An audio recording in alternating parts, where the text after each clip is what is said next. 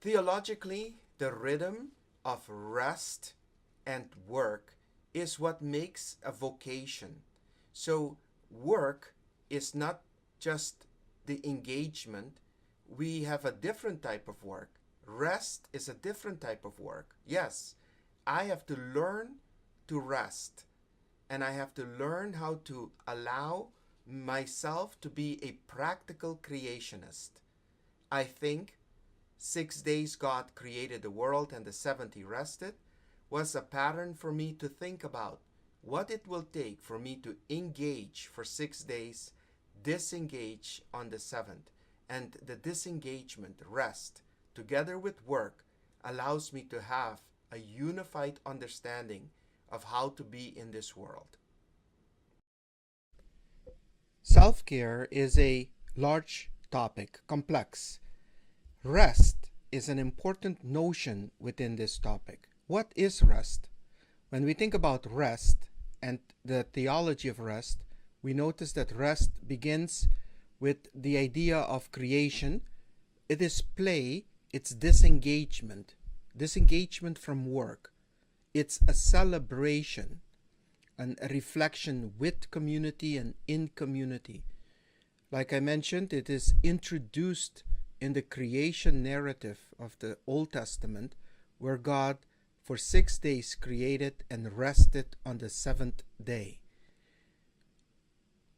Rest is essential, and the reason we need rest is because this design, the creation design, is the main reason. I could come up with utilitarian reasons why rest is important, but ultimately it is because we came out of the factory from God's hand as needing to engage and also disengage. That creation design is our main reasoning. So practical creationists live with a rhythm of 6 days of work and 1 day of rest. Now, over the centuries and time between the testaments, things have changed, Saturday to Sunday, etc. But the basic idea would be that by faith we know that that which we see now was created out of nothing. So every day looks alike. Sunrise, sunset, every day looks alike. And the only reason we know the seventh day is different is because we practice by faith that there is something called a day of rest. So these theological reasons are the main reasons why we need rest. Our bodies, our embodied existence is built in such a way that it needs to engage and disengage. And this was before creation, and this was also after the fall.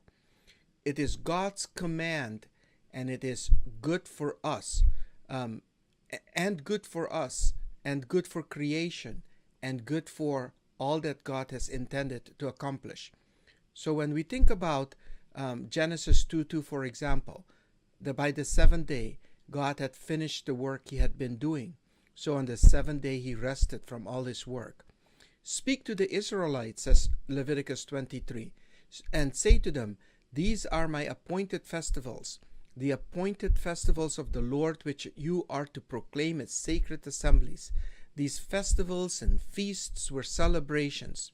So, what does a healthy rhythm of rest look like? A healthy rhythm of rest becomes very practical. When you're planning for the year. You want to plan 52 days of rest each year. Okay, is that a religion? Can I plan 51 or 50? It doesn't really matter to the point. It needs to be like a rhythm that is healthy and fitting for your particular situation. For example, I set my browser or my software to open my calendar first, not my email. Why? Because I don't want people to dictate what I do. I have thought through what needs to be accomplished, and therefore I'm going to accomplish those things and then fit in around other priorities. Another rhythm for rest that research is telling us that may need to be emphasized in this day and age is to spend time in nature. If it allows Nature is like a multivitamin, I've heard. It gives you so many abilities to renew your body and the rhythms of your body. So, priority number one is rest. When I think about my vocation, it is rhythm of rest and work. And I need to have both of them in there. So, think about planes. They used to crash a lot until they found out the secret that in order for pilots who are very familiar with the cockpit and the plane to just have a disciplined checklist, in our disciplined checklist, to not let our bodies crash, you need to check off what days you are having rest and what days you're having work. And so I challenge you to do this by faith, to think about the year and to mark off what are going to be the rest days as far ahead as you can think and plan, and to try to keep it a rhythm of work and rest. Manipulative scripts in our life tell us that life is all about production. Produce more, produce better, produce. Constructive scripts, however, are saying this: by faith, I will balance my production with rest. I hope you're challenged to think about your rhythm and rest, and that by faith, you will balance your production with rest.